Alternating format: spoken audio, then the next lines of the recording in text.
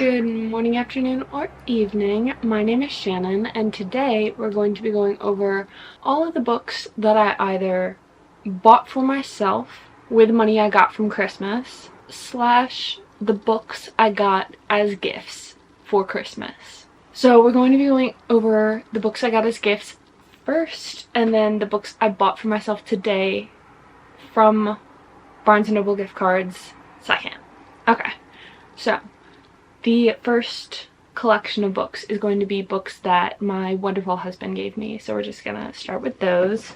I also just want to say that I'm unbelievably grateful to the people that gave me gifts and gave me these books, and I feel very fortunate to be able to buy books the way that I have.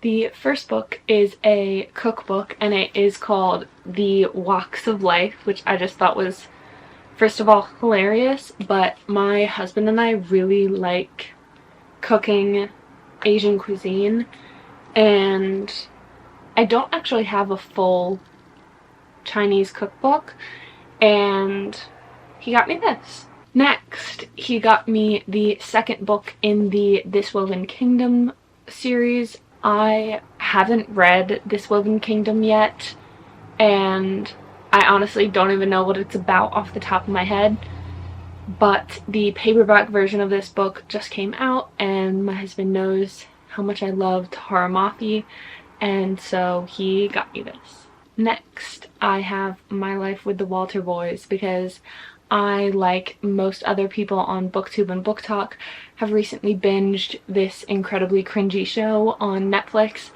and while it is cringy, it made me intrigued in reading the book, and so I got this so I can see what the original story was and how the TV show has been adapted from that. Next, I got A Christmas Carol and Other Christmas Writings, and Alice's Adventures in Wonderland and Through the Looking Glass. These are both, as you can tell, Penguin cloth-bound classics, and while I definitely don't feel the need to collect all of them, there are definitely some stories and books that I would really like to collect in the cloth-bound classics, because both of these stories I will end up reading to my children one day, and I feel like these are very good things that can be passed down. So we got those. Next, we have Butcher and Blackbird. This is a romance book between two serial killers trying to outdo one another, to my knowledge, and it sounds really, really interesting, kind of like the Mind series, but they're both incredibly morally gray, and I just think it sounds really good. It was just traditionally published. It's a love trilogy. So does that mean there are going to be 2 more books? I didn't know that. Next, I got Beautiful Disaster and Walking Disaster by Jamie Maguire. These are 2 books following the same love story between Abby and Travis. Travis is a fighter. Technically he's an illegal fighter because he does illegal boxing, and Abby is really just trying to keep her head down and get through college and have a normal life after everything she went through in her childhood. And I haven't read these, but I did watch the movie because I didn't know it was based on books when I saw it, but now that I do, I would also like to see how it was adapted and changed to fit a cinema adaptation. But the first book is completely from Abby's point of view, and this book is completely from Travis's point of view. I would be lying if I said I definitely wasn't more intrigued in this one, because whenever I read romance books, I'm always so much more fascinated and intrigued and wanting to get to the male love interest's point of view. And so I'm definitely really excited to get to this one. But I'll obviously read them both next. So the way we got my Christmas presents from my husband is he took me to Barnes & Noble the day after Christmas because there's always a really big sale, and I figured it would be a good way to spend money and I'd be able to pick out what I want. So on the 26th, Ruthless Vows by Rebecca Ross came out, and I'm so excited to finish this series. I absolutely loved the first one. I was a little iffy about it at first because it's kind of an urban fantasy, but I really warmed up to it and I haven't been able to stop thinking about it. And I'm so excited to see how their love story ends. I also got the Barnes & Noble exclusive edition cover because it matches in color. They're both black instead of black and white, which sounds really stupid, but I wanted it. And it also has this quote on it, and that does deviate from the traditional cover that is being published, and I thought that was really interesting. So we picked that up. Then this is the last book of the books my husband got for me. Keeping 13 was also traditionally published in the US, and so I had to get it so that I can keep expanding upon my collection. I'm also going to be getting all of the UK books as they are released because I've said it before, but the US paperback versions are large paperbacks and the paper is Bible thin and the font is so small. I am enjoying much more reading the UK paperbacks because they don't have those. Which leads right into my beautiful, amazing, show-stopping older sister's presents for me. She got me both Saving and Redeeming 6 by Chloe Walsh. These are the next two books in the Boys of Tommen series that I have yet to read. They were also just traditionally published in the UK at the beginning of this month, and I'm so excited to read Joey and Aoife's story. The first two books are Binding and Keeping 13. They follow Johnny and Shannon's love story, and Joey is Shannon's older brother. And so I'm really excited to see how their love story unfolds, because we also go back in time and see how they met, how they fell in love, while in Binding 13 they're already an established couple. So I think that'll be really interesting. Now, we have all the books I bought for myself with both Barnes & Noble gift cards and the rewards I had saved up from my Barnes & Noble premium membership. It actually ended up being $70 of rewards I saved up, which was absolutely incredible, and it allowed me to buy quite a few books. So let's get into those. The first two books I have to show you are Crazy Stupid Bromance and Undercover Bromance by Alyssa K. Adams. I believe these are the second and third books in the Romance Book Club series, and I recently saw Steph, I think she read or she listened to the audiobook of either the first book in the series or the Christmas story in the series, and it reinvigorated my interest in this series because I've had the first book for forever and I just haven't read it yet. But I think it just is such an interesting concept of these high-powered business, just men in really high places in society that create a secret book club and give each other romance books as advice for their love lives. I'm so excited to read these books. Crazy Stupid Bromance is about Alexis and Noah. Alexis has something very unexpected happen and she turns to her best friend Noah, who is a computer hacker, and he obviously helps her out, but he's also madly in love with her. And so, being in the friend zone for so long, he turns to this book club and they give him all these romance books as manuals for how to get his best friend to fall in love with him, how to confess his feelings for her, and it sounds so interesting. And then this one is about Liv and Brayden, and Liv has recently just been fired and she's looking to expose her former boss, and he offers to help, but he calls in the help of the Bromance Book Club to help him and her in this operation, and it just sounds so good. Just these, like, if you picture it in your mind, because the way I'm picturing it is a bunch of tall, buff guys, like with beards, like in suits, sitting in a circle, reading these like girly romance books, and I think it just sounds so good. The next book I got is called Such Sharp Teeth by Rachel Harrison.